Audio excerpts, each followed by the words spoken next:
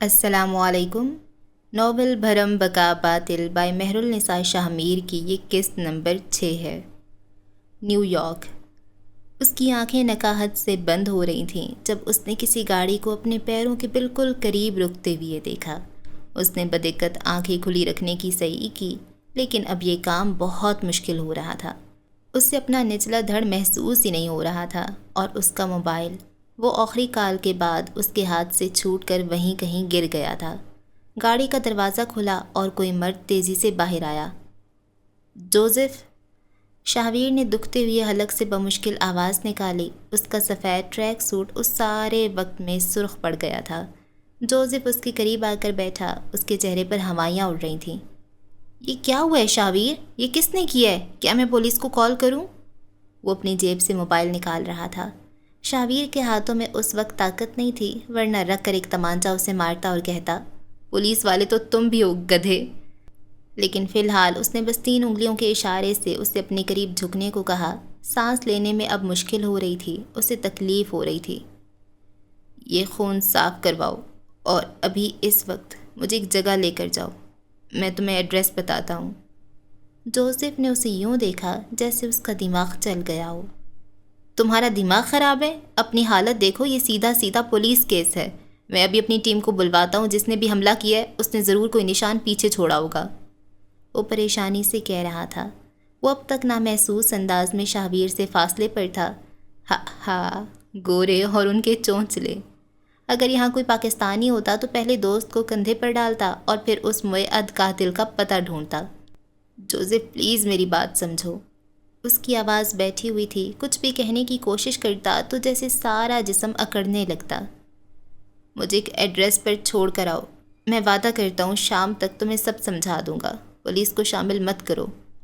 Joseph لب کاٹنے لگا۔ اسے کہیں بھی لے کر جانا اپنی نوکری سے دغا ہوتی، اور کرائم سین کے ثبوت مٹانا دغا کے اوپر ٹھپا لگانے کے برابر۔ لیکن شاہویر بنگش کے احسان اتنے تھے کہ وہ تمام عمر کا گلٹ سہ سکتا تھا۔ وہ پیپل پرسن تھا، لوگ اس کے لیے جان ہتھیلی پر سجا کر رکھتے تھے۔ ساحر تھا وہ، سفید کو سیاہ کہے تو تف ہے ان پر جو انکار کریں۔ اگلے چند پلوں میں اس نے سڑک صاف کر دی تھی، گاڑی کی پچھلی نشست پر شاہویر کو بٹھا دیا تھا، جو اب بھی موبائل سے کسی کو کال ملاتا ہوا نظر آ رہا تھا۔ جوزف نے ڈگی کھول کر خون آلود کپڑے اس میں ڈالے اور ڈرائیونگ سیٹ پر آ کر بیٹھا۔ اگلے چند لمحوں میں اس کی گاڑی ہوا سے باتیں کر رہی تھی۔ شاہویر سیٹ سے ٹیک لگائے گہرے لمبے سانس لے رہا تھا۔ چہرے پر تکلیف کے آثار نمایاں تھے، رنگت نے چڑھ کر رہ گئی تھی۔ تم ہسپتال کیوں نہیں جا رہے شاہویر؟ 2 ہفتے بعد میں ایوارڈ شو میں شرکت کرنے جا رہا ہوں۔ 6 دن بعد میں ایک بہت بڑے بجٹ کے لیے فلم منظر بندی کا معاہدہ دستخط کرنے جا رہا ہوں۔ اس ماہ کے آخر میں میری کتاب لانچ ہو رہی ہے۔ تمہیں لگتا ہے اس وقت تمہارے ملک میں شاہویر بنگش ایک سکینڈل افورڈ کر سکتا ہے؟ وہ نکاہت سے بولا۔ تم وکٹم کہلاؤ گے یار۔ وہ موڑ کاٹ رہا تھا۔ مجھے وکٹم سے نفرت ہے، کہانی کی لائم لائٹ غلط وقت پر لے جاتے ہیں۔ شاہویر عجیب انداز میں بولا۔ یہ ہیرو بننے کا وقت نہیں ہے، میں ایسی کوشش کرتا ہی نہیں۔ اس نے خون سے لتھڑے ہوئے ہاتھوں سے موبائل کان سے لگایا۔ کال اٹینڈ ہو گئی تھی۔ اپنے فلیٹ پر کسی اچھے ڈاکٹر کو بلواؤ، پیسے کی فکر مت کرنا، بس رازداری شرط ہے۔ تمہارے پاس 10 منٹ ہیں، میں پہنچ رہا ہوں۔ جوزف اسے دیکھ کر رہ گیا۔ کیا یہ وہی آدمی ہے جس کا جسم ادھڑا ہوا ہے؟ خون جسم سے پانی کی طرح بہہ رہا ہے، اور وہ اس وقت اپنے کریئر اور ذات کو کسی قسم کے دھبے سے بچانے کی تگ و دو کر رہا تھا۔ کیا وہ ذہین تھا یا کوئی ذہنی مریض؟ اس ایڈریس تک چلو۔ اس نے موبائل کو سینے والی جگہ سے رگڑتے اس پر لگا خون صاف کرتے لوکیشن بتائی۔ چند منٹ پر لگا کر اڑے اور اب وہ ساؤتھ برانکس کے ایک چھوٹے سے گھر میں موجود تھا۔ ساؤتھ برانکس نیو یارک کا قدرے خطرناک اور غیر محفوظ علاقہ ہے۔ جیب کترے، کرائے کے غنڈے اور چھوٹی موٹی چوریوں سے لے کر بڑے بڑے ڈاکے مارنے والے مجرم اسی علاقے میں اپنا بسیرا رکھتے ہیں۔ فلموں اور ٹی وی ڈراموں میں جہاں امریکہ اور نیو یارک کی صرف سیاحتی طرف دکھائی جاتی ہے، وہیں ساؤتھ برانکس جیسے علاقے کیمرے کی آنکھ سے اوجھل رکھے جاتے ہیں۔ عمارت کے اس چھوٹے سے اپارٹمنٹ میں سیاہ صوفے پر وہ بمشکل کمر سیدھی کیے بیٹھا تھا۔ جوزف اس کی دائیں طرف بیٹھا مینہٹن کی اس گلی کی CCTV فوٹیجز اپنے پاس منگوانے کی کوشش کر رہا تھا۔ فرش پر جا بجا خون پھیلا تھا۔ سفید روئی کے سرخ ہو چکے کئی گولے فرش کی زینت بنے ہوئے تھے اور وہ گہرے لمبے سانس لے رہا تھا۔ چہرہ پیلا پھٹک ہو رہا تھا، ہونٹ خشک۔ تم ڈرنک کرتے ہو؟ جامنی بلاؤز اور منی اسکرٹ والی لڑکی انجیکشن پر انگلیوں سے ٹک ٹک کرتے ہوئے اسے جانچتے ہوئے پوچھ رہی تھی۔ اگر کرتے ہو تو بتاؤ، مجھے نشے کی مقدار بڑھانی پڑے گی۔ صرف بیئر پیتا ہوں، شابیر گہری سانسوں کے درمیان بولا۔ اس کی معالج کندھے اچکا گئی۔ دیکھ لیتے ہیں۔ وہ ادھڑا جسم جوڑنے کے کئی سامان لے کر آئی اور اس کی قریب آ کر بیٹھی۔ ہاتھ شابیر کے بازو کی طرف بڑھایا جب اس نے روکا، آنکھیں بند سی ہو رہی تھیں۔ تم مکمل ڈاکٹر ہو؟ جامنی اسکرٹ والی جینیفر رک گئی۔ اس کے جامنی بال جو ماتھے پر کٹے ہوئے تھے آنکھوں میں گھسنے سے بمشکل بچے ہوئے تھے۔ ہونٹ کثرت سگریٹ نوشی سے سیاہ پڑ رہے تھے اور منہ سے شراب کی بو آ رہی تھی۔ تمہیں کیا لگتا ہے؟ اگر تم ڈاکٹر نہیں ہو تو مجھے ہاتھ بھی مت لگانا۔ جینی نے تمسخر سے سر دائیں بائیں ہلایا اور پھر شاہویر کا بازو کھینچ کر اپنی طرف کیا۔ وہ نکاحت کا مارا مرد بس گرا سکا۔ بازو چھڑوانے کی صحیح کی مگر وہ گرفت مضبوط کر گئی۔ مکمل ڈاکٹر ہوں میں، زیادہ پیسہ بنانا چاہتی تھی اس لیے منشیات فروشی کی طرف آ گئی اور پھر پکڑی گئی اور پھر پولیس اور پھر میں معاشرے کے لیے ایک مجرم بن گئی۔ اس لیے اب میں مجرموں کا علاج کرتی ہوں۔ اس نے سوئی چبھونی چاہی مگر شاہویر نے اپنا بازو کھینچ کر اس کی گرفت سے نکالا۔ بغیر انستیشیا کے کام کرو، وہ بے لچک انداز میں بولا۔ موبائل پر بات کرتے ہوئے جوزف بری طرح ٹھٹکا۔ ایلیکس نے اپنی گردن اتنی تیزی سے موڑی کہ گردن چٹکنے کی آواز آئی۔ مجھے ہوش میں رہنا ہے۔ لوکل بھی نہیں؟ لوکل نشاور سوئی تب لگائی جاتی ہے جب وہ زخم کی جگہ سن کرنی ہو۔ لوکل بھی نہیں۔ وہاں دو لوگ تھے جو اس کے بہترین دوستوں میں سے تھے، ایک جو اسے سڑک سے اٹھا کر اپنی ملازمت خطرے میں ڈال کر اسے یہاں لایا تھا، دوسرا وہ تھا جس نے اس غیر امن علاقے میں اس کی حفاظت کی ذمہ داری لی تھی۔ اسے اپنا گھر دیا مگر وہ غنودگی میں چلا جاتا تو یہ تینوں لوگ انسان ہوتے اور شاہویر بنگش انسانوں پر بھروسہ نہیں کیا کرتا تھا۔ دوست، بھائی، خاندان، اسے اپنے معاملے میں کسی پر کوئی بھروسہ نہیں تھا۔ جینی نے اس کی بات پر اس بات میں سر ہلاتے ہوئے باقی اوزار اکٹھا کیے اور گھٹنوں کے بل شاہویر کے قدموں کے قریب آ کر بیٹھی۔ ہاتھوں پر دستانے چڑھائے اور ایک نظر شاہویر کو دیکھا، ایسے جیسے پوچھ رہی ہو تیار ہو؟ شاہویر نے اپنا ہاتھ دانتوں کے درمیان دبایا، پسینے سے تر بال ماتھے سے ہٹائے اور کتھئی آنکھوں سے ہاں میں جواب دیا۔ اس نے گردن پیچھے صوفے پر ڈھلکا دی، آنکھوں سے آنسو نکل کر کنپٹی میں جذب ہو رہے تھے۔ وہ ساکت سا چھت کو گھور رہا تھا۔ کیا تھا وہ؟ کیا بن رہا تھا؟ لوگ، خوشبو، طاقت، مشہوری، فن۔ وہ کس کس شے کا بادشاہ تھا اور کہاں کر قسمت اس سے کج ادائی کر رہی تھی۔ اسی پل اس کا موبائل تھر تھرایا، مخصوص آواز۔ شاہویر تیزی سے سیدھا ہوا۔ اس کی بھیگی تکان زدہ آنکھوں میں کوئی بے اختیاری سی تھی۔ جس سخت خول میں وہ بند تھا وہ چٹخ گیا تھا۔ بس ایک کال، صرف ایک نام نے اسے پگھلا دیا۔ کپ کپاتے ہاتھوں سے اس نے موبائل اٹھایا، کال اٹینڈ کی اور انگلی لبوں پر رکھتے باقیوں کو خاموش رہنے کو کہا۔ اسی لمحے جینی نے پہلا ٹانکا لگایا۔ شاہویر نے دانتوں پر دانت جما لیے، جسم جیسے کسی نے دہکتے ہوئے کوئلے میں ڈال دیا ہو۔ ہیلو شاہی، تم مجھے سن سکتے ہو؟ یس یس آرا، بولو۔ درد پر بمشکل قابو پاتے، لہجے کی لرزاہٹ کو روکتے اس نے بدقت کہا۔ جینی بے رحمی سے ٹانکے لگاتی جا رہی تھی۔ اسے جیسے کسی بات سے کوئی فرق ہی نہیں پڑ رہا تھا۔ ہاں مگر اس کے انداز میں بلا کی مہارت تھی۔ تم اتنے دنوں سے مجھے اگنور کر رہے ہو، تم آخر ہو کہاں؟ وہ رو پڑی۔ میں نے ماموں اور چاچو سے بات بھی کر لی، میں نے بھائی سے بات کر لی، اور تم نے کہاں کر مجھ سے منہ موڑا ہے؟ کیا میں یہ ڈیزرو کرتی ہوں؟ وہ بری طرح رونے لگی تھی۔ شاہویر ہنوز ہتھیلی دانتوں میں دبائی ہوئے تھا۔ ہر ٹانکے کے ساتھ اس کی رنگت زرد پڑتی جاتی، دل ڈوب ڈوب کر ابھرتا اور سانس کہیں سینے میں اٹک جاتی۔ اس نے گردن پیچھے صوفے پر ڈھلکا دی۔ اسے حیرت تھی وہ اب تک بے ہوش کیوں نہیں ہوا۔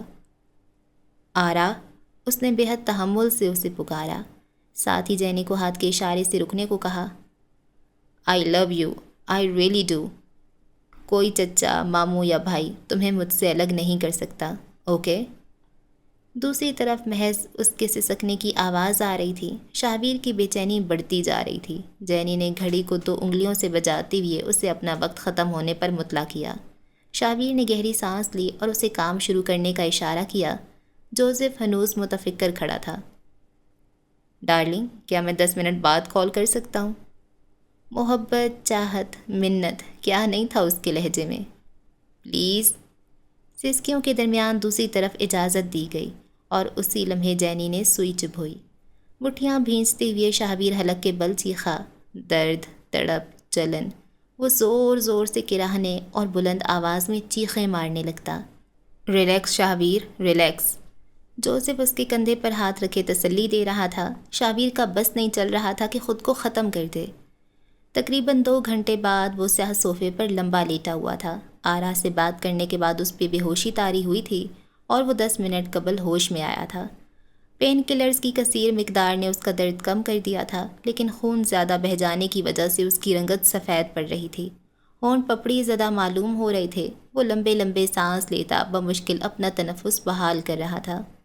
فلیٹ تقریباً صاف ہو چکا تھا۔ اس کا سفید ٹریک سوٹ اب کچرے کی زینت تھا اور وہ اس وقت عام سے سیاہ رنگ کے ٹراؤزر میں ملبوس تھا۔ سیاہی رنگ کی ہڈی ایک طرف پڑی ہوئی تھی۔ جسم فی الحال کسی بھی شرٹ سے خالی تھا اور ٹانکوں کے اوپر پٹی بندھی تھی۔ اس کی ورزشی جسامت پر بندھی پٹیاں اسے کمزور ظاہر کر رہی تھیں۔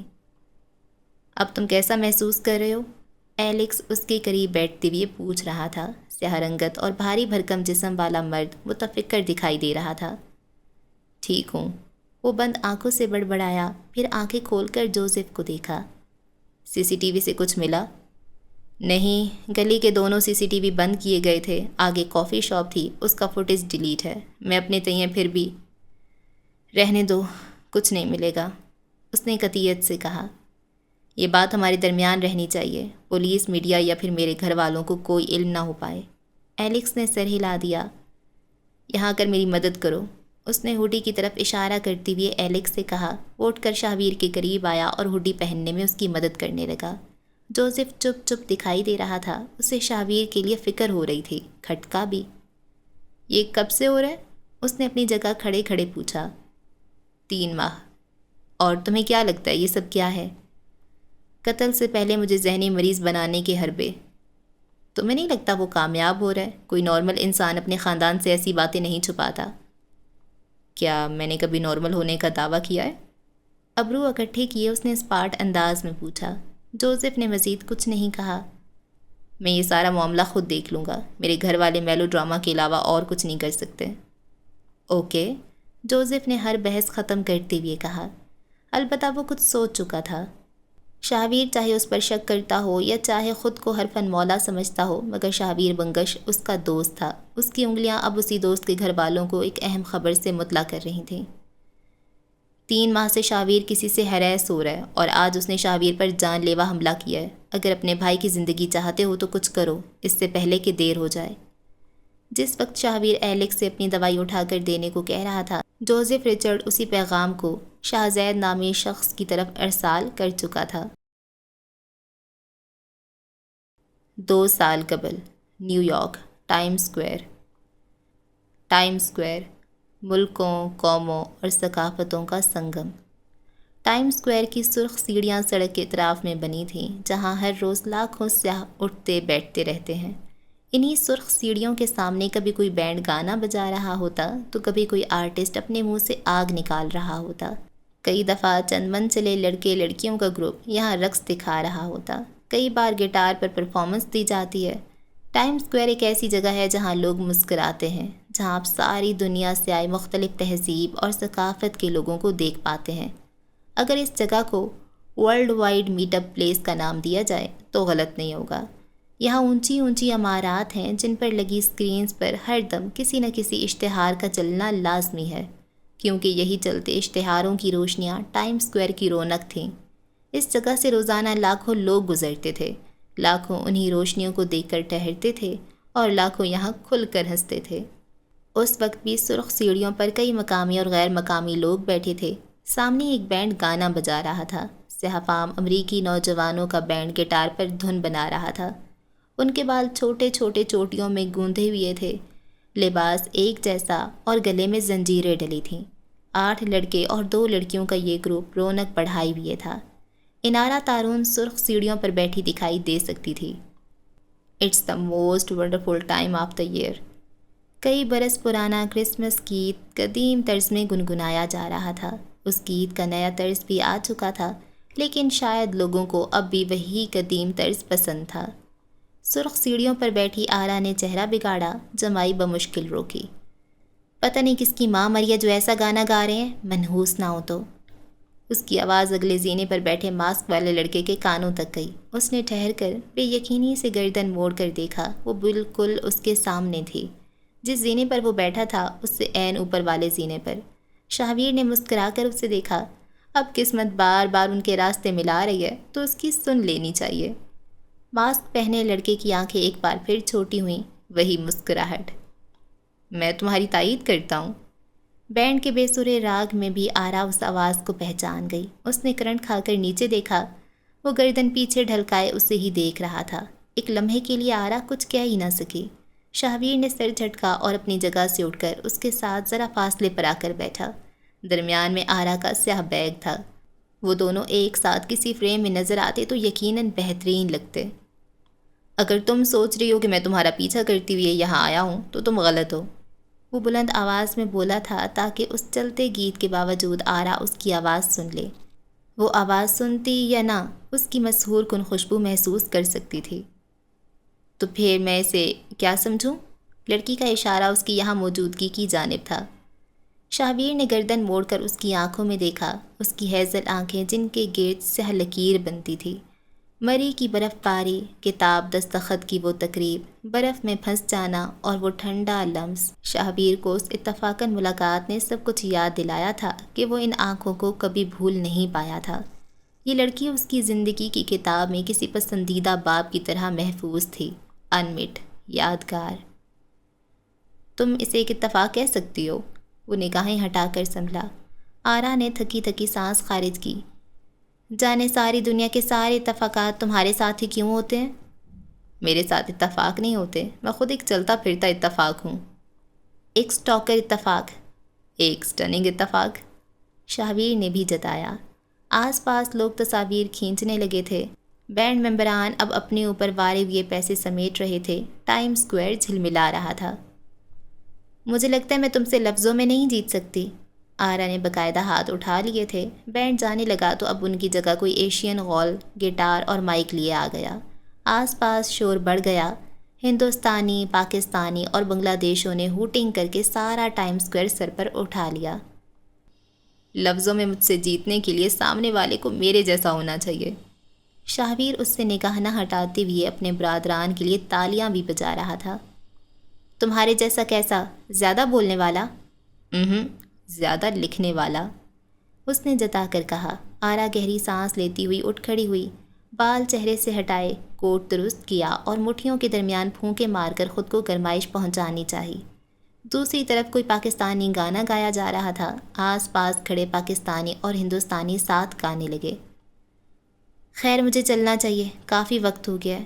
اس نے سیڑھیوں پر رکھا اپنا نیلا پرس جھک کر اٹھایا، اس کی پٹی کندھوں پر درست کی۔ شاہویر اس کے ساتھ اٹھا۔ کیا میں تم سے کچھ پوچھ سکتا ہوں؟ اس نے مہذب انداز میں سوال کیا۔ آرا نے ابرو استفہامیہ انداز میں اٹھائے۔ شاہویر نے کہنا جاری رکھا، اگر کل شام تم مصروف نہیں تو کیا تم میرے ساتھ براڈ وے چلو گی؟ ایک قسم کا تھیٹر۔ انارا تارون کو نیو یارک آئے 2 ماہ ہو چکے تھے۔ فرنگی ثقافت میں کسی مرد کا ایک لڑکی سے کافی، براڈ وے یا ڈرنک کا پوچھنا، وہ اس کا مطلب بہت خوب سمجھتی تھی۔ یا تو وہ میل جول بڑھانا چاہتا ہے یا پھر وہ سامنے والی کو مستقبل کی گرل فرینڈ دیکھنا چاہتا ہے۔ ایسی پیشکش یہاں معیوب نہیں سمجھی جاتی۔ میں کسی اجنبی کے ساتھ براڈ وے کیوں جاؤں گی؟ اس کے لہجے میں مکمل اجنبیت تھی۔ کل کو تم میرا گلا کاٹ کر سڑک پر پھینک گئے تو؟ شاہویر گردن جھکا کر مسکرایا۔ واللہ یہ پہلی بار تھا۔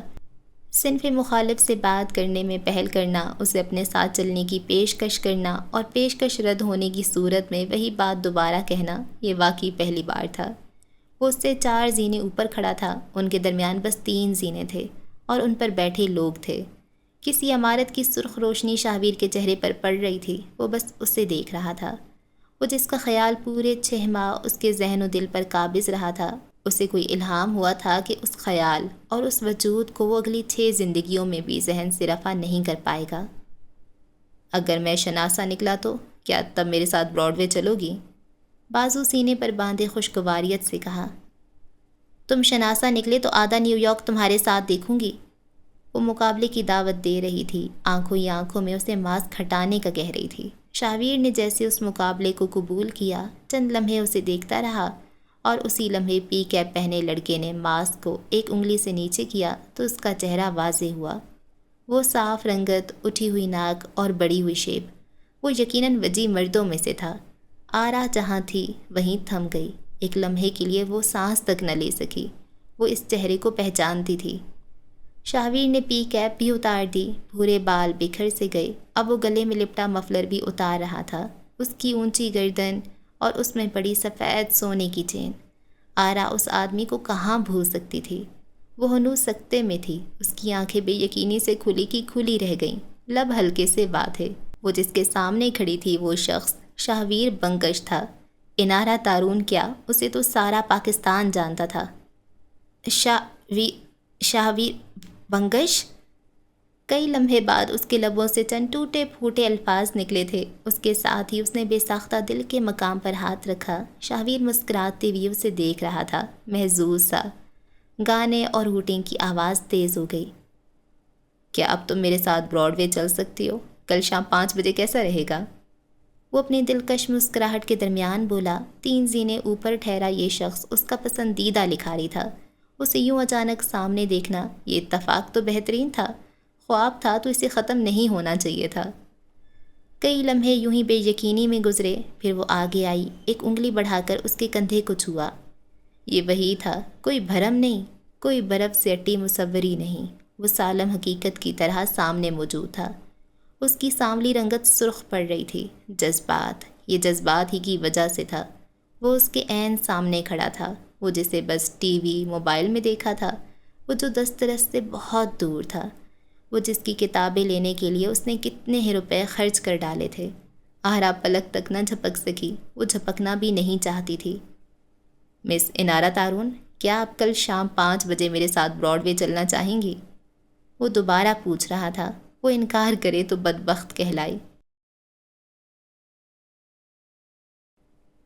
سیاہ رنگ کی ہیوی بائک اسلام آباد موٹر وے پر اس تیزی سے فراٹے بھر رہی تھی کہ دیکھنے والی ہر آنکھ کے ساتھ اس کا کھیل آنکھ مچولی کا تھا۔ سیاہ رنگ کی جینز کے ساتھ ہم رنگ شرٹ اور سیاہی چمڑے کی جیکٹ پہنے ایک اونچے، لمبے اور کثرتی قامت والے مرد نے بائک کے دونوں ہینڈل مضبوطی سے جکڑ رکھے تھے۔ سیاہ دستانوں سے نظر آتی اس کی آدھی انگلیاں قوت لگانے کے باعث سرخ پڑ رہی تھیں۔ ہیلمٹ کے ادھ کھلے شیشے سے نظر آتی اس کی گہری بھوری آنکھیں کسی سوچ میں تھیں۔ انگلیوں کی ہڈیوں میں ہلکی ہلکی خراشیں تھیں، شاید اس کا حادثہ تھا۔ حادثہ پہلے بھی ہوا تھا۔ اسلان یمن آج تک 49 سالوں کی قید میں تھا اور نہ جانے کتنے سال مزید اس سزا کو جھیلتا۔ وہ اس بائک پر اکیلا تھا، مگر اس کے تصور میں دکھائی دیتا ایک اور وجود بھی تھا جس نے تصور سے حقیقت میں قدم رکھا۔ اسلان کو دیکھ کر اس کے لبوں پر مسکراہٹ آئی اور اسلان نے اپنے کندھوں پر کسی کا لمس محسوس کیا۔ وہ ہر دفعہ آ جاتی تھی، اس کی تنہائی کی ساتھی، وہ جو بھرم جیسی حقیقت تھی۔ اس کے سفید نیل پالش میں ڈوبے ہاتھ اسلان کے کندھوں پر تھے۔ وہ نشست سے اٹھ کر کھڑی تھی، ہیلمٹ اتارے وہ جوش سے چلا رہی تھی۔ سیاہ جینز کے ساتھ سیاہ جیکٹ میں وہ بائیکر کی ہم سفر لگ رہی تھی، کسی اور دنیا کی، یا شاید کسی اور دنیا جا چکی۔ میں سپیڈ بڑھا رہا ہوں پنار، گرفت مضبوط کرو، اس نے پیچھے مڑ کر دیکھتے ہوئے بلند آواز میں کہا۔ ہواؤں میں اس کی آواز دب گئی۔ فل تیز چلاؤ اور سپیڈ بڑھاؤ۔ پنار نیچے بیٹھو، تم گر جاؤ گی۔ وہ رفتار کے باعث حلق کے بل چیخ رہا تھا۔ دونوں کی آوازیں فضا میں معلق ہو رہی تھیں، یا شاید مستقبل کے لیے امر ہو رہی تھیں۔ مجھے یقین ہے تم مجھے گرنے نہیں دو گے، تیز چلاؤ۔ وہ نیچے بیٹھی، اسلان کو مضبوطی سے تھاما اور گردن پیچھے کی طرف گرا دی۔ اس کے چھوٹے کندھوں تک آتے بال ہوا سے پھڑ پھڑا رہے تھے۔ ہیلمٹ سر پر واپس ٹکاتے ہوئے اب وہ ہنستے ہوئے پیٹ میں ابھرتی تتلیوں کو قابو کر رہی تھی۔ گول مٹول چہرہ اور چھوٹی اندر کو دھسی ہوئی آنکھوں میں بے تحاشا چمک تھی۔ بائک چلاتی ہوئی اسلان یمن کی آنکھیں بھی مسکرا رہی تھیں۔ ان دنوں وہ خوش رہا کرتا تھا، ہواؤں سے باتیں کرتی ہیوی بائک اب نظر کا دھوکہ بن گئی اور اسی دھوکے میں اسلان یمن بھرم سے حقیقت میں آ گیا۔ اب کوئی اس کے عقب میں نہیں تھا، اب نشست خالی تھی۔ اب کوئی نیل پالش کے مختلف رنگوں والے ناخن اسے اپنے قریب نہیں دکھائی دیتے تھے۔ اب کسی کے بال بائک چلاتے ہوئے اس کے کندھوں پر نہیں پھسلتے تھے۔ اب تو بہت کچھ بدل گیا تھا، شوق بھی، لوگ بھی، زندگی بھی، اور اسلان یمن خود بھی۔ بدلاؤ بھلا ہر دفعہ راست تھوڑی آتے ہیں۔ شام رات میں ڈھل گئی تھی۔ اسلام آباد کی سڑکوں پر اسٹریٹ پولز جلنے لگے تھے۔ اسلان کی بائک کی رفتار اب بہت کم تھی کہ وہ ایک رہائشی علاقے میں داخل ہو چکا تھا۔ ہیلمٹ اب اتر چکا اور اس کے بال بکھر کر ماتھے پر پھیل چکے تھے۔ اس کالونی میں قطار در قطار خوبصورت اور عالی شان گھر بنے تھے۔ اسلان ایک سیاہ رنگ کے بنگلے کے گیٹ سے کچھ فاصلے پر آ کر بائک روک چکا تھا۔ کتنی ہی دیر وہ یہاں کھڑے ہو کر بالکنی کو دیکھتا رہا۔ اسے معلوم تھا اب وہاں کوئی نہیں آئے گا جو اسے دیکھ کر ہاتھ ہلایا کرے، کبھی غصہ کرے یا کبھی اسے دیکھ کر مسکرائے، لیکن وہ خود کو یہاں آنے سے روک نہیں پاتا تھا۔ اب تو آدھی دنیا اس کے یہاں آنے کے خلاف تھی اور دل اس آدھی دنیا کے خلاف۔ وہ شاید دل کے ساتھ تھا۔ وہ ہیلمٹ ہاتھ میں لیے اوپر دیکھ رہا تھا جب سیاہ بنگلے کے عین سامنے والے بنگلے کا دروازہ کھلا۔ کوئی 25-26 برس کا لڑکا ہاتھ میں کتے کا پٹا تھامے باہر آتا ہوا دکھائی دیا۔ اسلان کی ہیوی بائک اور اس کی اٹھی ہوئی گردن دیکھ وہ رک گیا، ایسے جیسے کوئی ٹھٹک کر رکتا ہو۔ اب یہاں آنے کا کیا فائدہ؟ اسے ہنوز بالکنی کی طرف دیکھتا پا کر کسی نے اس کے عقب سے کہا۔ اسلان مڑا نہیں، لیکن وہ اس آواز کو پہچانتا تھا۔ کتنے سال ہو گئے ہیں یار، اب موو آن کرو، اس کے بھائی نے تمہیں یہاں آنے سے منع کیا تھا نا؟ اسلان نے کوئی جواب نہیں دیا۔ وہ اس تاریک بالکنی کو دیکھتا رہا۔ سکندر صاحب یہاں سے شفٹ ہونے کا سوچ رہے ہیں۔ یہ چند سال ان کی زندگی میں بہت بڑا طوفان لائے ہیں۔ ان کی جان سے پیاری بیٹی مر گئی، اور کیا تم نے اس کی لاش دیکھی ہے؟ اسلان کا لہجہ کھوکھلا تھا۔ لاش نہیں دیکھی تو کیا ہوا؟ کوئی اتنے سال غائب رہے تو اس کا کیا مطلب ہوتا ہے؟ یہ کہ وہ اس وقت بہتر جگہ موجود ہے۔ اسلان کی آواز اتنی ہلکی تھی کہ وہ بمشکل خود سن سکا۔ عاقب کو غصہ آیا۔ پنار سکندر اس کی چچا زاد بہن، اس کی پہلی دوست تھی۔ اسلان سے اسے کوئی نفرت یا انتقام نہیں تھا، لیکن اب بس وہ اسے یہاں دیکھنا نہیں چاہتا تھا۔ وہ 4 سال سے غائب ہے اسلان، 4 سال، سمجھتے ہو تم؟ اور غائب ہونے سے پہلے اس کی آخری لڑائی تم سے ہوئی تھی۔ وہ آخری بار تم سے ملی تھی اور اس کا واحد مسئلہ تمہارے ساتھ تھا۔ تم کیسے انسان ہو؟ وہ بولتے بولتے جیسے ہانپ گیا۔ اگر تم نے اسے مار دیا ہے تو کم از کم ورثا کو اس کی لاش تو دے دو۔ اب کہ وہ دھیرے سے مڑا، گہری اسپاٹ نظروں سے عاقب کو سر تا پیر غور سے دیکھا، وہ جو کسی جواب کا متمنا تھا۔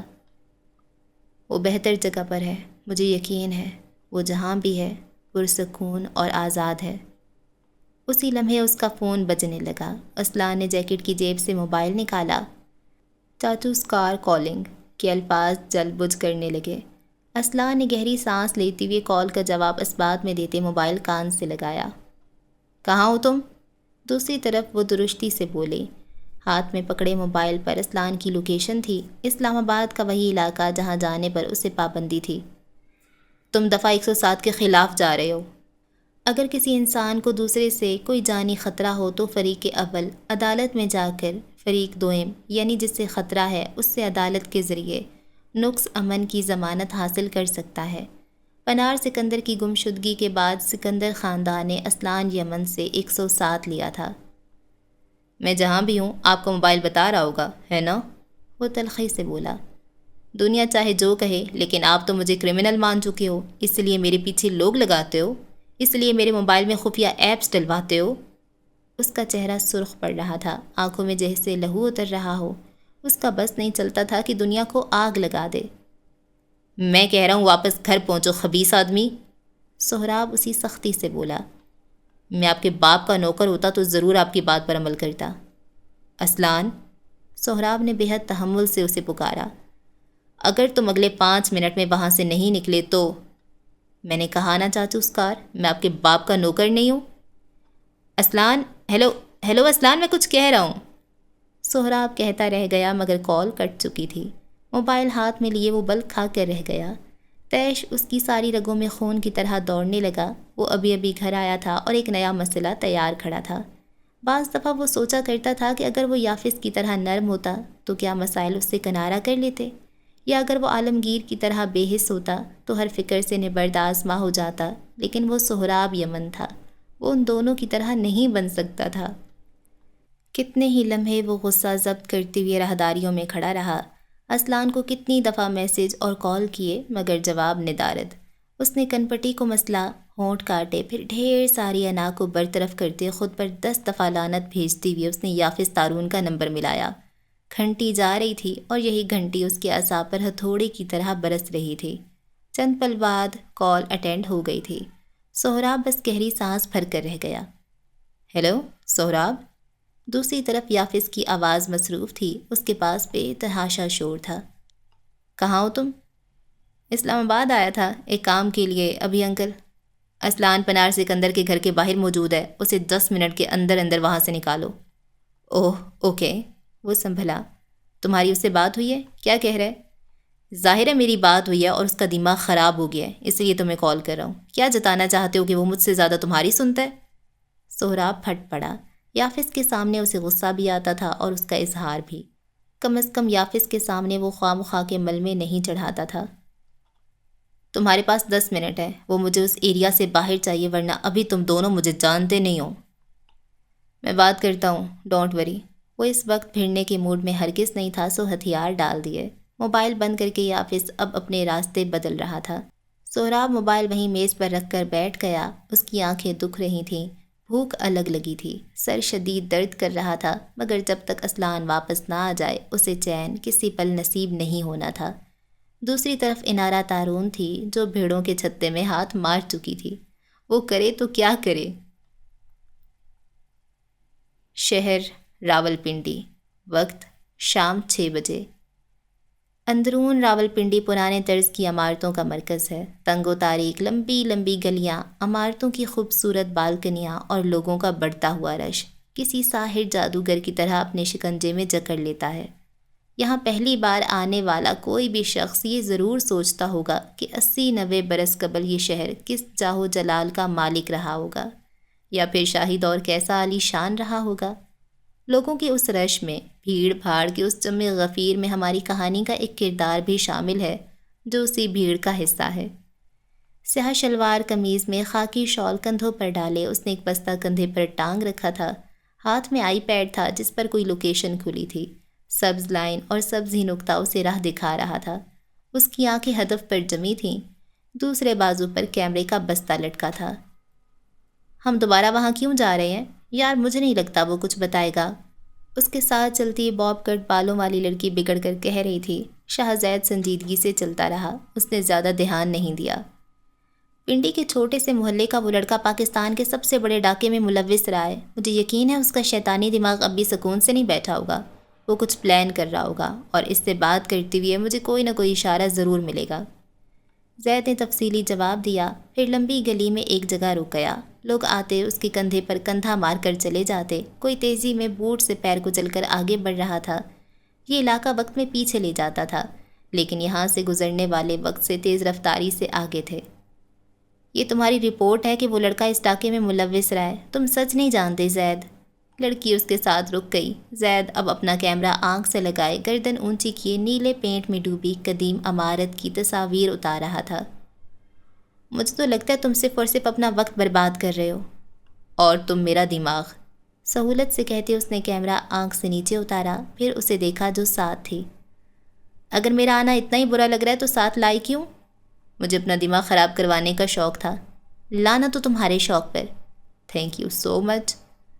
جواباً وہ اتنی ہی ٹھٹائی اور ہر دھرمی سے کہتی ہوئے آگے بڑھ گیا۔ ایک رپورٹ بنانے کے لیے اور کتنا خوار ہونا پڑے گا؟ گلی کے اختتام پر ایک قالینوں کی دکان تھی۔ شاہزید نے نگاہیں اٹھا کر دیکھا تو اوپر وہی سبز رنگ کی لکڑی کی عمارت تھی۔ دوبارہ نگاہ جھکائی تو موبائل کا سبز نقطہ اب پیر پسارے گوشہ نشین ہو چکا تھا کہ اس کا کام اب ختم ہوا۔ قالینوں کی دکان کے ساتھ ہی ایک گھر کا چھوٹا سا دروازہ تھا۔ شاہزید اب مدیحہ کی طرف مڑا۔ میری بات غور سے سنو، تم باہر کھڑی رہو گی، اگر میں 10 منٹ تک باہر نہ ہوں تو تم اندر آؤ گی۔ شوٹ کرنے کی نوبت آ جائے تو تم پیٹ، بازو اور پیر میں گولی مارو گی، کوئی مرنا نہیں چاہیے۔ Are we clear? چہرے پر ماسک چڑھاتے وہ جتنی سنجیدگی سے بولا، اس کے سامنے کھڑی لڑکی کے ماتھے پر اسی تیزی سے بل آئے، ساتھ ساتھ اشتعال بھی۔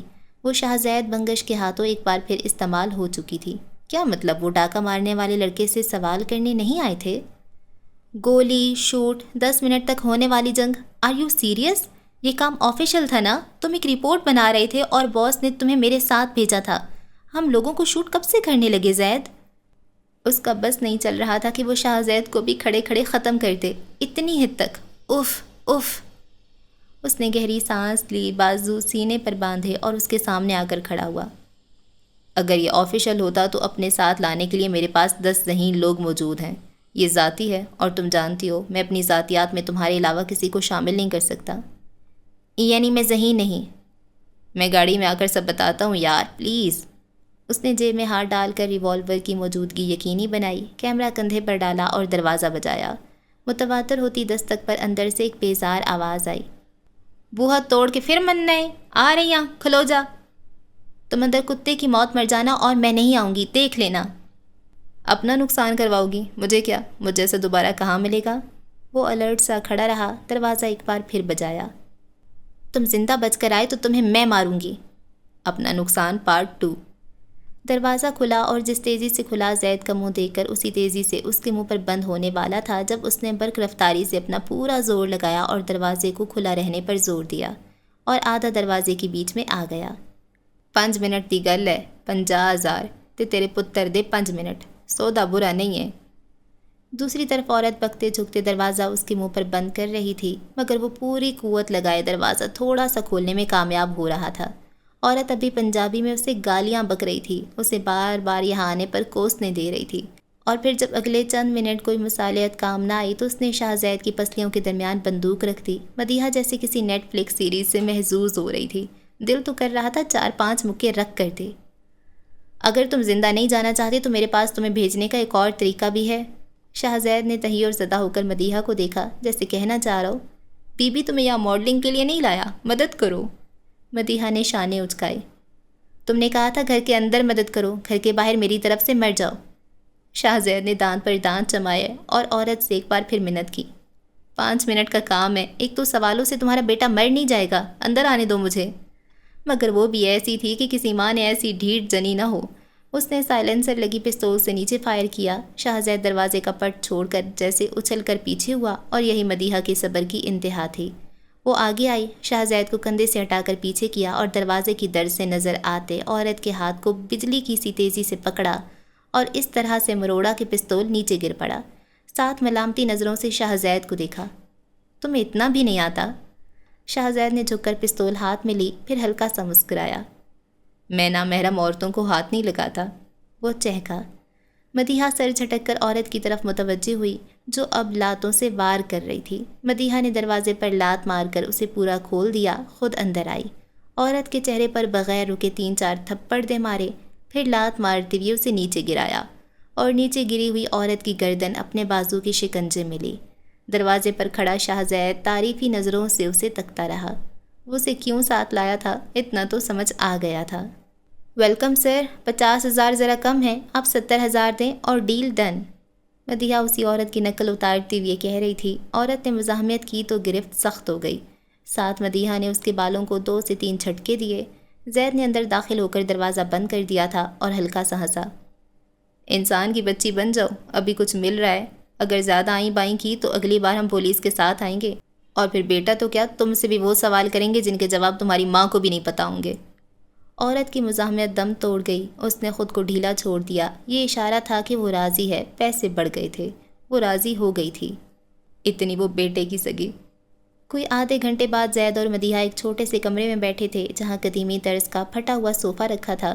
کمرے میں بدبو کے ببوکے الگ اٹھ رہے تھے۔ ایک طرف پڑی الماری سے کپڑے باہر نکلے ہوئے تھے، اندر کیا تھا شہزاد سوچنا نہیں چاہتا تھا۔ ریکارڈنگ آن رکھنا۔ اس نے کمرے کا جائزہ لینا چھوڑ مدیحہ کی طرف مڑتے ہوئے کہا، بنگش خاندان کے ملازموں میں مدیحہ رضا کا نام شامل نہیں ہوتا۔ اتنا کیا بھڑک رہی ہو، اتنی بڑی بات تو نہیں تھی۔ اب کہ وہ سلگا، میرا دماغ نہ چاٹو زید، ورنہ ابھی اس کی بات پوری نہیں ہوئی تھی جب دروازے کی چوکھٹ پر گھر کی مالکن عورت کے ساتھ ایک لڑکا نمودار ہوا، لمبا پتلا، جس کے چہرے پر مردنی چھائی تھی اور صحت تقریباً برباد ہو چکی تھی۔ وہ مشینی تاثرات لیے اندر آیا، شاہ زید کے سامنے والے صوفے پر بیٹھا۔ زید کچھ لمحے خاموشی سے اس کا جائزہ لیتا رہا، پھر دھیرے سے کھنکارا۔ تمہارے ساتھ جو ہوا مجھے اس کا افسوس ہے۔ سوال پوچھو صاحب، وہ اسی بے تاثر انداز میں بولا، انداز میں انکہا شکوہ تھا۔ زید نے ایک نظر مدیحہ کو دیکھا، گلے میں گلٹی ابھر کر معدوم ہوئی۔ اس نے لڑکے کے کمزور ہڈیوں کے ڈھانچہ ہاتھ پر اپنا ہاتھ رکھا۔ برہان کا قتل تمہارے سامنے ہوا تھا، رائٹ؟ لڑکے نے سر ہلا دیا، اس کا اضطراب بڑھ رہا تھا، آنکھیں عجیب تاثرات میں ڈھل رہی تھیں۔ تم وہ واحد انسان ہو جس نے قاتل کا چہرہ دیکھا ہے، کیا تم مجھے بتا سکتے ہو وہ کیسا دکھتا ہے؟ اس کا قد، اس کے بارے میں کچھ بھی؟ میں تمہیں… لڑکے نے نگاہیں اٹھا کر شاہ زید کو دیکھا، اس کی آنکھوں میں کچھ زخمی پن تھا۔ وہ کئی لمحے زید کو تکتا رہا، پھر دھیرے سے کہا، وہ ایک عورت تھی۔ اس نے زید کی آنکھوں میں دیکھتے ہوئے چبا چبا کر کہا، پولیس، انتظامیہ، جاسوس، سب غلط انسان کے پیچھے ہیں۔ وہ مرد نہیں تھا، وہ ایک عورت تھی۔ اس نے محض اتنا کہا اور تیزی سے اٹھ کر چلا گیا۔ اس کے عقب میں بیٹھا شاہ زید کتنے لمحے بت بنا رہا، اس سے علم نہ ہو سکا۔ وہ کب ہوٹل آیا اسے ٹھیک سے یاد نہیں تھا۔ اپنے دونوں اطراف تکیوں کی باڑ بنا کر وہ نیند کی گولیاں کھا کر سو گیا۔ کئی گھنٹے سوتے رہنے کے بعد بھی اس کے وجود سے تھکن اور درد ختم نہ ہو سکا۔ درد اور تھکن کا قصہ پھر کبھی، کوئی جان کے خوف کا کیا کرے۔ اس نے متعدد دفعہ سوچا کہ اپنے گھر میں سب بتائے، لیکن ہر دفعہ وہ اس خیال کو رد کر دیتا تھا۔ وہ نہیں بتانا چاہتا تھا کیونکہ اسے سامنے والوں کے پاس کوئی حل نظر نہیں آ رہا تھا۔ لیکن وہ شاہ زید سے کبھی کچھ چھپاتا نہیں تھا۔ درد کے ساتھ اب گلٹ اور سوچیں بھی آن وارد ہوئیں۔ بہت دیر بعد وہ جب اٹھا تو درد شدت پکڑ چکا تھا۔ اس نے شرٹ ہٹا کر دیکھا تو جسم پر لگے ہوئے ٹانکے واضح نظر آئے۔ کیا وہ یہ سوچ کر سویا تھا کہ اٹھنے کے بعد یہ زخم اور ان کے نشان نہیں رہیں گے؟ 2 پین کلرز مزید پھانکنے کے بعد اس نے اپنا موبائل اٹھایا تو کچھ محسوس ہوا، کوئی خالی پن جو اس کا سینہ جکڑ رہا تھا۔ تم نے مجھے 2 ہفتے سے کوئی ڈرافٹ نہیں بھیجا شاہویر۔ تم ایوارڈز میں کیا پہن رہے ہو؟ تمہیں واشنگٹن لٹریری فیسٹیول میں بلایا ہے؟ سب اس سے وہ پوچھ رہے تھے جو وہ نہیں سننا چاہتا تھا۔ دنیا یوں ہی چل رہی تھی۔ وہ جس جہنم سے گزر کر آیا تھا وہاں اگر جل کر راکھ بھی ہو جاتا تو کار دنیا نہ رکتا۔ کسی کو پرواہ نہ تھی کہ وہ کہاں تھا۔ کیا ایسے ہوتے ہیں لوگ؟ تم ٹھیک ہو شاہی؟ ایلسا نامی رابطے کی طرف سے میسج اسکرین پر دمک رہا تھا۔ شاہویر نے ٹھنڈی سانس بھری اور سر کو پلنگ کے تاج سے ٹکا دیا۔ تم نے ایسے اچانک کال بند کر دی، پلیز کچھ بتاؤ، کیا ہوا ہے؟ مجھے تمہاری فکر ہو رہی ہے۔ وہ کتنی ہی دیر اسکرین سے نگاہیں نہیں ہٹا سکا۔ کم از کم زندگی کا یہ فیصلہ اسے سر بلند کرے گا، وہ جانتا تھا۔ یہ عورت آندھی اور طوفان میں اس کا ہاتھ مضبوطی سے تھام کر کھڑی رہے گی۔ یہ دنیا نہیں تھی، یہ دل تھی، اور دل تو خالص ہوتا ہے نا۔ مجھے کال کرو آرا، پلیز، اس نے لکھ کر بھیجا۔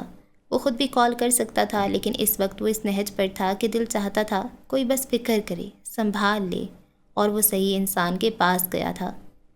پیغام جو ہی نیو یارک سے لاہور پہنچا، کمرے میں پریشانی سے ٹہلتی ہوئی لڑکی تیزی سے موبائل تک آئی اور جلدی جلدی اسے کال ملائی۔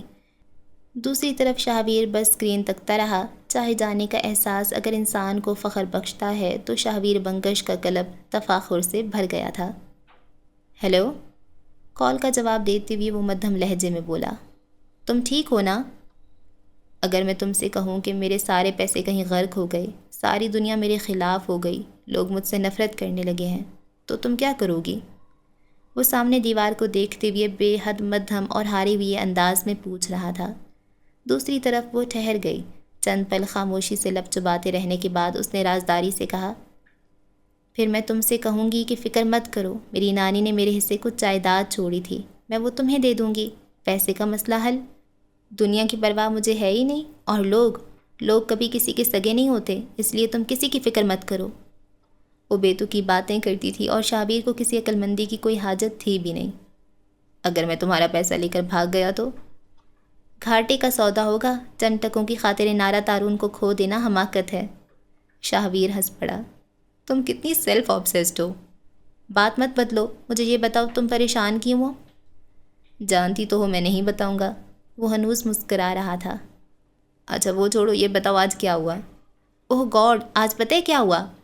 وہ بولنا شروع ہو چکی تھی۔ شاہویر آنکھیں موندے موبائل چہرے پر رکھے اسے سن رہا تھا۔ کچھ وقت تک کے لیے اسے جائے فرار مل گئی تھی، یہ کافی تھا۔ وہ بولتی رہے، شاہویر سنتا رہے، بس بہت ہے۔ اسلان، یافس نے کچھ زور دے کر اسے پکارا تو اسلان خیالوں سے باہر آیا۔ چونک کر اپنے سامنے بیٹھے یافس کو دیکھا۔ وہ دونوں اسلام آباد کی حدود سے باہر ایک ڈھابے پر موجود تھے۔ ذرا ذرا سے فاصلے پر بچھی چارپائیوں کے درمیان آگ کا الاؤ دہک رہا تھا۔ ان کی چارپائی کے بے حد نزدیک ایک الاؤ تھا جس کی حدت کے باعث اسلان نے جیکٹ اتار کر رکھ دیا تھا۔ اب وہ سادہ سیاہ ٹی شرٹ میں ملبوس تھا۔ کچھ کھانا چاہو گے؟ یافس الگ انسان تھا۔ وہ اسلان سے کبھی ضد نہیں باندھ لیتا تھا، اسے حکم نہیں سناتا تھا، نہ ہی اسے بیٹھ کر سرزنش کرتا تھا۔ وہ انارہ اور اسلان کے لیے ماں کی طرح تھا، نرم اور ان کے کھانے اور خوشی کی فکر کرنے والا۔ کچھ دیر قبل اسے سہراب نے کال کی تو اس نے محض اسلان کو کال کر کے یہ کہا تھا کہ کیا وہ 15 منٹ میں اس سے ملنے آ سکتا ہے، اور وہ آ گیا تھا۔ وہ یافس کے سامنے پگھل جاتا تھا۔ ہر بچہ ماں کے سامنے نرم پڑ ہی جاتا ہے۔ بھوک تو لگی ہے، اس نے اعتراف کیا۔ یافس نے سر ہلاتی ہوئے بیرے کو بلایا، آرڈر نوٹ کروایا اور ایک بار پھر اس کی طرف متوجہ ہوا۔ آرا نے تم سے کوئی بات کی ہے؟ اس لڑکے کے بارے میں؟ اسلان بغیر تمہید کے سیدھا مدعے پر آیا۔ ہاں وہی، سب سے پہلے مجھے ہی بتایا تھا، رکھائی سے کہہ کر اس نے منہ پھیر لیا۔ عجیب، پتہ نہیں کون ہوگا وہ۔ غصہ آ رہا ہے یا غیرت؟ جگ سے پانی گلاس میں ڈالتے یافس نے غور سے اسے دیکھا، مسکراہٹ دبائی۔ دونوں۔ اور آپ کو؟ یافس نے ہنستے ہوئے شانے اچکائے۔ سمجھ نہیں آ رہی یار، دل کر رہا ہے اتاروں جوتا اور رکھ رکھ کے اس لڑکے کے سر پر ماروں، بے غیرت آدمی۔ اسلان ہولے سے ہنسا، مدتوں بعد۔ اس کا کیا قصور؟ ظاہر ہے آرا سے سب سگنل ملا ہوگا اسے، ہر بار لڑکے کا قصور نہیں ہوتا۔ پھر بھی مجھے غیرت جو آ رہی ہے، اس کا کیا کروں؟ کیا اس نے لڑکی کی کوئی شناخت وغیرہ بتائی ہے؟ مجھے نہیں، اس کار کو بتائی ہوگی۔ تم اسے اس کار کہنا کب چھوڑو گے؟ یا پھر ہنس رہا تھا۔ سہراب اس نام سے جتنا چڑھتا تھا، اسلان اسے اتنا ہی اسی نام سے پکارتا تھا۔ اسے تنگ مت کیا کرو، کسی دن رگڑ کر رکھ دے گا۔ میں ان کے باپ کا ملازم نہیں ہوں۔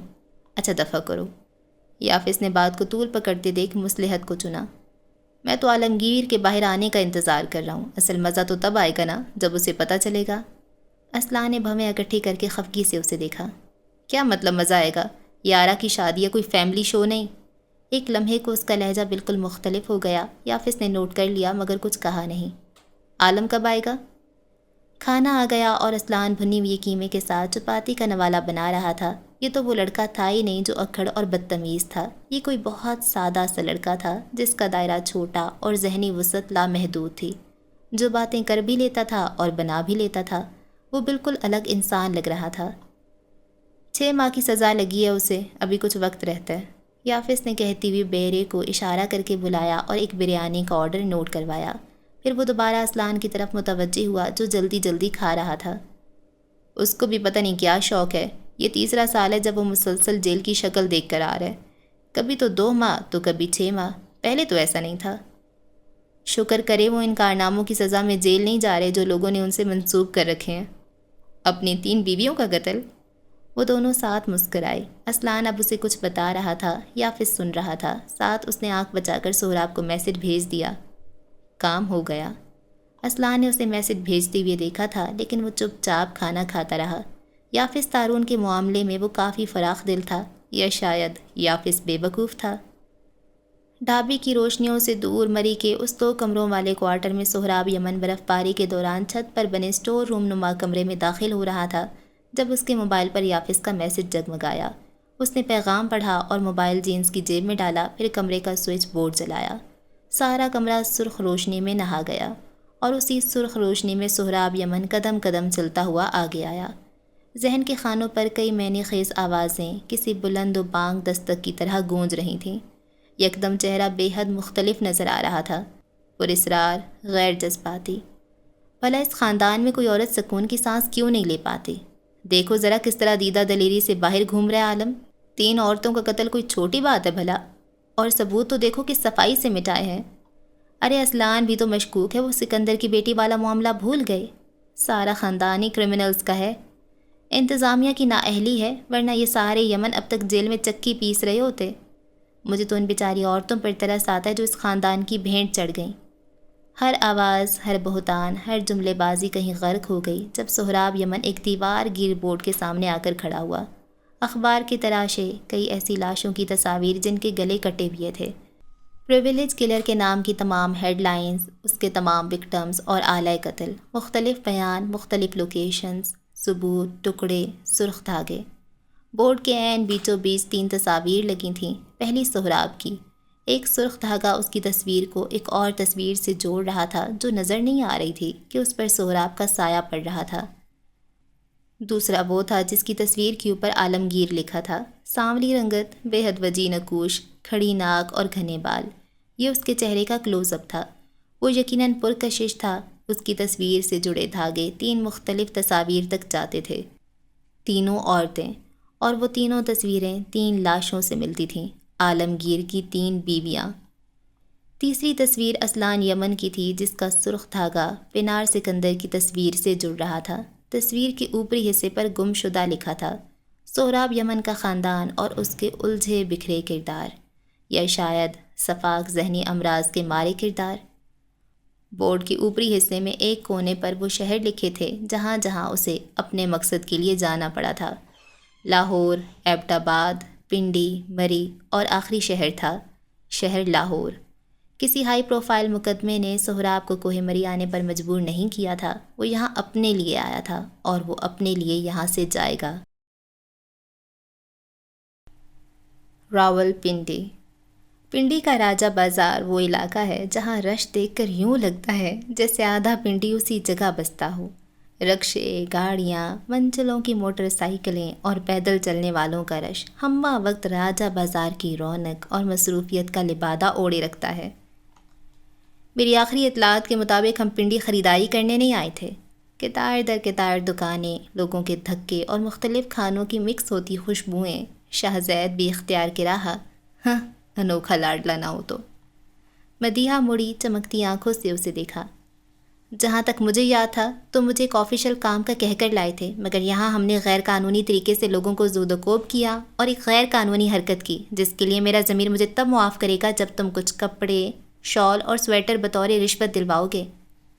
مدیحہ اور شاہ زید کالج کے زمانے سے ساتھ تھے، اکٹھے پڑھے، اکٹھے بڑے ہوئے، کئی تلخیاں اور تنگیاں دیکھیں مگر ساتھ رہے، یہاں تک کہ اب وہ دونوں اکٹھے کام کر رہے تھے۔ ذہنی ہم آہنگی ایک چھوٹا لفظ تھا، وہ چہرے کا تاثر اور ایک دوسرے کی آنکھ کا اشارہ بھی سمجھتے تھے۔ اب بتاؤ وہ کون عورت تھی؟ اس کے بیٹے سے تمہیں کیا پوچھنا تھا، کیوں پوچھنا تھا؟ اور سویٹر اور شالوں سے بھری ایک دکان میں داخل ہوتے ہوئے مدیحہ پوچھ رہی تھی، تم یہ کام کر کیوں رہے ہو؟ جس کے گھر ہم گئے وہ عورت اور اس کا شوہر ڈرگ پیڈلر ہیں، دونوں اچھے خاصے کرمنلز ہیں، اور ان کا بیٹا برہان خان کے گھر میں کام کرتا تھا۔ برہان خان وہ لڑکا ہے جو پریویلیج کلر کا آخری شکار تھا۔ میرے سورسز سے پتہ چلا ہے کہ اس لڑکے نے وہ قتل دیکھا تھا اور تب سے یہ حواس کھو بیٹھا۔ وہ دونوں انگریزی میں بات کر رہے تھے، زیادہ لوگ ان کی طرف متوجہ نہیں تھے۔ اوہ، لیکن تم تو ایک 16 سالہ ڈاکو پر ریسرچ کرنے نکلے تھے، یہ بیچ میں سیریل کلر کہاں سے آ گیا؟ ڈونٹ ٹیل می تم واقعی اسے ڈھونڈنے نکل پڑے ہو۔ مدیحہ نے ایک سویٹر اٹھا کر کاؤنٹر پر دھرا اور اس کا بل بنوانے لگی۔ زید کچھ الجھا ہوا تھا، وہ مسلسل شاہویر کا نمبر ملا رہا تھا جو مصروف آ رہا تھا۔ جوزف کے پیغام کے متعلق اس سے اب فکر ہونے لگی تھی۔ خیر، اس سب سے یہ تو فائدہ ہوا کہ ہمیں یہ معلوم ہو گیا کہ وہ لڑکا واقعی ذہنی مریض بن چکا ہے، وہ کہہ کر اب دکاندار سے 200 روپے کم کروانے لگی تھی۔ دونوں کی کھچ کھچ سے شاہ زید کا سر دکھنے لگا۔ ہو سکتا ہے وہ سچ کہہ رہا ہو، آفٹر آل وہ عینی شاہد ہے۔ مدیحہ نے نفی میں سر ہلایا۔ تم ایک معمولی سے کرائم اینالسٹ ہو اور تمہیں معلوم ہو گیا کہ اس لڑکے نے قتل ہوتے ہوئے دیکھا تھا، اور وہ گدھے کا بچہ سیریل کلر جس نے 17 لڑکوں کو جان سے مار دیا، اسے اس لڑکے کے متعلق نہیں پتہ ہوگا؟ تم کہنا کیا چاہ رہی ہو؟ یہی کہ یہ سب اس بچے اور اس کی ماں کا ڈرامہ ہے۔ اس نے کوئی سیریل کلر نہیں دیکھا، اگر دیکھا ہوتا تو اب تک وہ مر چکا ہوتا۔ ڈرگز بیچتے ہیں تو یقیناً ڈرگز لیتے بھی ہوں گے، اور صاف ظاہر ہے کہ نشے کے پیسے پورے نہ ہوئے تو انہوں نے بیٹے کو کہانی کار بنا دیا۔ وہ تلخی سے کہہ رہی تھی، 800 روپے میں دینا ہے تو دو، ورنہ کوئی ضرورت نہیں ہے۔ دوسری بات دکاندار سے کہی، مجھے نہیں لگتا کہ یہ مکمل جھوٹ ہے۔ ہاں، وہ لڑکا مسجد کا پیش امام نہیں ہے، لیکن وہ رکا، الجھن سے ایک نظر موبائل پر آتے اس پیغام کو دیکھا۔ کیا شاویر ٹھیک ہوگا؟ کہیں وہ کسی ہسپتال میں تو نہیں؟ کوئی درد سا اس کے سینے میں دھیرے دھیرے ابال اٹھا رہا تھا۔ لیکن تم نے اس کا چہرہ دیکھا تھا، وہ کسی اداکار کا چہرہ نہیں تھا۔ او ہاں، اداکاروں کی پہچان تو اب تمہیں ہوگی، خود جو اداکار ٹھہرے۔ وہ بگڑ کر کہتی ہوئی دکان سے باہر نکل آئی۔ پیچھے دکاندار صدائیں لگا رہا تھا۔ او باجی واپس آؤ، 800 کر دوں گا، ناراض کیوں ہوتا ہے؟ وہ آگے چلی گئی مگر شاہ زید نے جیب سے 5000 کا نوٹ نکال کر دکاندار کو دیا اور سویٹر اٹھا کر باہر آیا۔ مدیحہ تب تک آگے جا چکی تھی۔ زید کے موبائل پر شاویر کی کال آنے لگی تو وہ موبائل پر ہاتھ رکھتا ایک طرف کو ہو گیا۔ یہاں کم لوگ تھے مگر شور یہاں تک آ رہا تھا۔ اس سے گھر جانے کا انتظار تک نہیں ہوا۔ ویر، تم ٹھیک ہو؟ یہ جوزف کس حملے کی بات کر رہا ہے؟ تمہیں کہاں چوٹ آئی ہے؟ 7 سمندر پار شاہویر کا حلق تک خشک ہو گیا۔ اس کا ہاتھ بے اختیار اس تازہ زخم تک گیا اور اس کا جی چاہا کہ دل کھول کر اس فرنگی کو گالیاں بکے۔ وہ خود بتا دیتا 1-2 دن میں، لیکن نہیں۔ یار میں سڑک پار کر رہا تھا اور ایک گاڑی سے ٹکر ہو گئی، تھوڑی سی چوٹ آئی ہے اور بس۔ تم یہاں کھڑے ہو، میں تمہیں ڈھونڈ رہی تھی۔ مدیحہ وہاں آ دھمکی۔ اس کے پیچھے وہی دکاندار چلا رہا تھا۔ شاہ زید نے ہاتھ اٹھا کر اسے روکا۔ وہ چپ ہو گئی مگر جھپٹ کر جیکٹ اس سے لیا۔ تم سفید جھوٹ بول رہے ہو، مجھے سچ سچ بتاؤ کیا ہوا ہے اور کہاں ہو اس وقت تم؟ شور کے باعث وہ چلایا۔ ہم کو تمہارا 5000 نہیں چاہیے، ہم کوئی بھکاری ہے؟ دکاندار بھی کڑکتا نوٹ لیے وہیں آ گیا تھا۔ زید نے کن پٹی مس لی۔ رش، شور، فکر سب گڑمڑ ہونے لگا۔ تم نے اسے 5000 دیے تھے؟ یا اللہ، اس سڑے ہوئے پیس کے 5000؟ دماغ لاہور چھوڑ کر آئے ہو؟ میں گاڑی میں جا رہا ہوں ویر، مجھے ویڈیو کال کرو ابھی۔ 800 والا سویٹر 5000 میں بیچتے ہو؟ او بی بی، تمہارے آدمی نے خود 5000 دیے۔ یہ تمہارے ساتھ کون ہے؟ مدیحہ۔ ایک تو جسم کا درد، اوپر سے کانوں کے پردے پھاڑ دی آوازیں۔ شاہویر اکتایا۔ کہاں ہو یار، تم آواز نہیں آ رہی۔ میں گاڑی میں جا کر تمہیں فیس ٹائم کرتا ہوں۔ اس نے کال کاٹی اور قہر آلود نظروں سے مدیحہ کو دیکھا۔ کنجوس عورت، اس 5000 سے اپنا جہیز اور کفن پورا خرید کر آنا، جاؤ اب۔ ہاں تم دیکھنا، آدھا راجہ بازار انہی پیسوں سے خرید کر آؤں گی۔ وہ بھی سلگی۔ وہ گاڑی میں آ کر بیٹھا اور دوبارہ شاہویر کو کال ملائی۔ اب کی بار وہ اپنا لیپ ٹاپ نکال چکا تھا۔ گاڑی کے شیشے چڑھے ہوئے تھے۔ وہ باہر سے آتی آوازیں سننے سے نابل تھا۔ اسکرین کے چوکٹھے میں جو چہرہ نظر آ رہا تھا اسے زید چند لمحوں کے لیے پہچان نہیں سکا۔ آنکھ کے نیچے اور گال کے اوپر جامنی نیل بن گیا تھا۔ وہ کمزور نظر آ رہا تھا۔ یہ کیا حالت بنوا کر آئے ہو؟ کسی گالی نے تمہیں مارا ہے؟ شاہویر جانتا تھا اب اگر وہ کچھ چھپائے گا تو زید کا اگلا سفر نیو یارک ہوگا۔ وہ دونوں جڑے ہوئے تھے، ایک دوسرے کے متعلق انہیں شبے رہے ہی نہیں تھے، سو اس نے سچ کو چنا۔ بتاتا ہوں۔ لیپ ٹاپ پلنگ پر رکھتے ہوئے وہ الماری تک گیا اور جب وہ واپس آیا تو اس کے ہاتھ میں لکڑی کے 3 ڈبے تھے۔ وہ کوئی عام ڈبے نہیں تھے۔ شاہ زید بنگش کی اگلی سانس اس کے سینے میں کہیں مقید ہو گئی۔ وہ سفید پڑتے چہرے کے ساتھ اسکرین کو دیکھ رہا تھا۔ ساکت شل۔ 3 ماہ ہو چکے ہیں، وہ ہر جگہ آتا ہے، میرا پیچھا کرتا ہے، مجھے ڈراتا ہے، وہ مجھے پاگل بنا رہا ہے، لوگ اس کے ساتھ ملے ہوئے ہیں اور… وہ خاموش ہوا، گیلی نگاہیں اٹھا کر اسکرین کے پار اپنے بھائی کو دیکھا۔ وہ میرے بہت قریب ہے زید، مجھے یہ بھی نہیں پتا میرے پاس کتنا وقت ہے۔ پہلے مجھے یہ وہم لگا، لیکن یہ وہم نہیں ہے، کوئی سیریل کلر مجھے مارنا چاہ رہا ہے۔ راجہ بازار سارے کا سارا سمن بکمن ہو گیا۔ سانسوں کا شور اتنا مدھم ہوا کہ ان کے چلنے پر شبہ ہونے لگے۔ شاہویر نے اپنی ہڈی پیٹ سے ذرا سا اوپر کی اور شاہ زید کو یکدم گاڑی کے شیشے کھولنے پڑے۔ اس کا دم گھٹ رہا تھا۔ وہ وہی زخم تھا، وہی نشان، سلیب کی صورت بنا ہوا زخم۔ یہ اتفاق اور پرینک نہیں تھا، یہ کوئی بھرم بھی نہیں تھا، یہ بدصورت حقیقت تھی۔ پریویلیج کلر، شاہویر نے وہ کہا جو زید اس زندگی میں سننا نہیں چاہتا تھا، اپنے بھائی کے منہ سے ہرگز نہیں۔ جسے تم 8 مہینوں سے ڈھونڈ رہے ہو، وہ مجھے ڈھونڈ چکا ہے۔ اس کی آواز میں اپنے لیے بس خالی پن تھا، ایسے جیسے وہ بس اپنا قصور پوچھنا چاہ رہا ہو۔ I don't want to die۔ شاہ زید نے دھیرے سے ہاتھ بڑھا کر اسکرین تاریک کر دی۔ سب گڑبڑ ہو رہا تھا، سب سلو موشن میں چلا گیا۔ اس کے ہاتھوں سے جان قطرہ قطرہ باہر نکل رہی تھی۔ آسمان اس کے سر پر آ گرا تھا۔ سہراب یمن کے کرائم بورڈ کو چھوڑ کر دیوار پر ایک اور بورڈ لگاؤ اور وہاں مختلف تصاویر اور منظر چسپاں کرو تو کہانی رخی بدل چکی تھی۔ انارہ تارون الماری کا آخری خانہ کھولے جوتے کے ڈبوں سے جوتے نکال کر وہاں اپنی نئی پسٹل چھپا رہی تھی، جہاں پہلے ہی 7 ایسی ہی چھوٹی چھوٹی پسٹلز موجود تھیں۔ رئیس بنگش نیہا کے ہاتھوں پر کچھ رقم رکھ رہا تھا اور ان کے درمیان ایک معاہدہ ہو گیا تھا۔ شہزید بنگش جس سفر میں نکلا تھا اس کے درمیان میں ہی کسی نے اس کے سارے آزاد جامد کر دیے تھے۔ ہر سفر ساکن ہو گیا۔ تمہاری جرت کیسی ہوئی یہ سب کرنے کی؟ تمہیں شرم بھی نہیں آئی؟ وہ ایک معصوم عورت تھی۔ شاہویر بنگش خراتے ہوئے ابتسام کو دیوار سے لگائے کھڑا تھا، اس کی آنکھوں میں لہو تھا۔ سہراب یمن جو دنیا کو یقین دلا رہا تھا اس کا تبادلہ حکومتی مرضی تھی، وہ بھلا کس مقصد کے تحت اس شہر آیا تھا؟ اصلان شجاع یمن بستے کے اندر جو دیکھ رہا تھا، تمہیں اپنے منہ پر حیرت سے ہاتھ رکھنا پڑے گا۔ بیگ میں ڈھیر سارے نوٹوں کی گڈیاں تھیں، پیسہ، بے تحاشا، بے حساب پیسہ۔ وہ مری کے کاٹیج سے کپڑے اور ضرورت کا سامان نہیں، پیسہ لایا تھا۔ اتنا پیسہ اس کے خاندان کے مردوں نے اپنی ساری زندگی میں نہیں دیکھا ہوگا، جس سے وہ بے نیازی سے گاڑی کی ڈگی میں ڈال کر لے آیا تھا، اور وہ اسی پیسے کو دفن کر رہا تھا۔ وجہ؟ لکڑی کے ٹکڑوں پر بار بار کلہاڑی سے ضرب لگتی تو ایک عجیب سی آواز پیدا ہونے لگتی۔ جیل کے احاطے میں کئی ایک مجرمین لکڑی کے ٹکڑوں سے مختلف نواردات بناتے ہوئے نظر آ رہے تھے۔ ان میں سے ایک وہ بھی تھا جو گردن جھکائے مضبوط بازوؤں سے مسلسل لکڑی کے ٹکڑوں پر وار کر رہا تھا۔ اس کی دائیں طرف اس کے بنائے ہوئے شاہکار رکھے تھے جو کہ لکڑی کے چھوٹے بڑے ڈبے تھے، اور ان کے اوپر چاقو سے ایڑی ترچھی لکیریں لگی تھیں۔ عالمگیر، کسی نے اس کا نام پکارا تو اس نے گردن اٹھائی، اور یہیں اسی اٹھی ہوئی گردن کے ساتھ ایک آخری تصویر بھی بورڈ کا حصہ بن گئی۔ یہ سب کیا ہے؟ وہ کافی پینا چھوڑ کر اپنے سامنے بیٹھے مرد کو دیکھتے ہوئے پوچھ رہی تھی۔ مرد مسکرایا۔ یہ بوجھنے کے قصے ہیں، یہ تو مجھے تم بتاؤ گی کہ یہ کیا ہے، بھرم، بقا یا باطل؟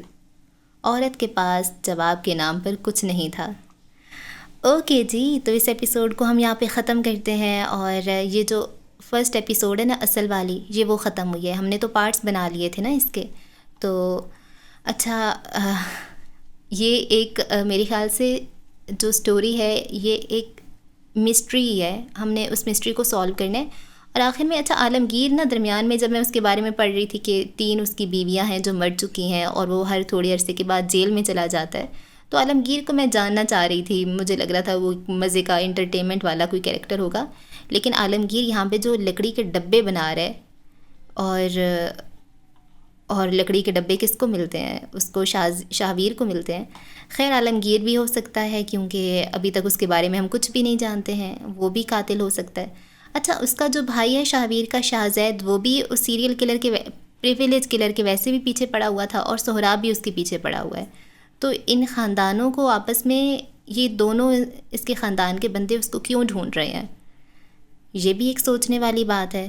ایسے کیسے خواہ مخواہ اس کے پیچھے تو نہیں پڑ گئے نا کہ ہم نے اس کو ڈھونڈنا ہے، تو کوئی وجہ ہے۔ اور اس کے علاوہ یہ لڑکی پسٹلز کیوں اکٹھا کر رہی ہے، اور بہت سی چیزیں ہیں۔ ابھی پہلی ایپیسوڈ ہے، ہم کچھ بھی نہیں جانتے، ہمیں کچھ بھی نہیں پتہ، بس اگلی ایپیسوڈ پڑھیں گے تبھی کچھ پتہ چلے گا۔ خود سے تکے مارنے کا فائدہ نہیں ہے، لیکن مزہ آ رہا ہے، مزہ آئے گا، اور اگر یہ مل کے کام کریں تو زیادہ اچھا ہوگا، ہے نا؟ تو وہ کون ہے پریویلیج کلر جس کے پاس اتنی طاقت ہے، اتنے اس کے ساتھ لوگ ملے ہوئے ہیں کہ وہ ساری چیزیں پلان کر لیتا ہے، CCTVs بند کروا دیتا ہے، ڈیلیٹ کروا دیتا ہے، اور پھر اس کے بعد وہ جو چاہتا ہے وہ کر لیتا ہے۔ شاہویر بھی، یہ بھی صحیح ہے اپنی جگہ پہ کہ وہ کچھ ڈیفرنٹ چاہ رہا ہے، اس کے مطلب بہادر ہے نا ایک طرح سے، اور ابھی ان کو پتہ بھی نہیں ہے کہ صرف اس کو پتہ ہے نا، سہراب کو پتہ ہے کہ وہ لڑکا شاہویر ہے جس میں ان کی بھتیجی انٹرسٹڈ ہے، اور باقی اس کو بھی نہیں پتہ۔ اچھا دوسری کا کیا نام تھا؟ پھر میں اس کا نام بھول جاتی ہوں۔ آفس نام تھا نا؟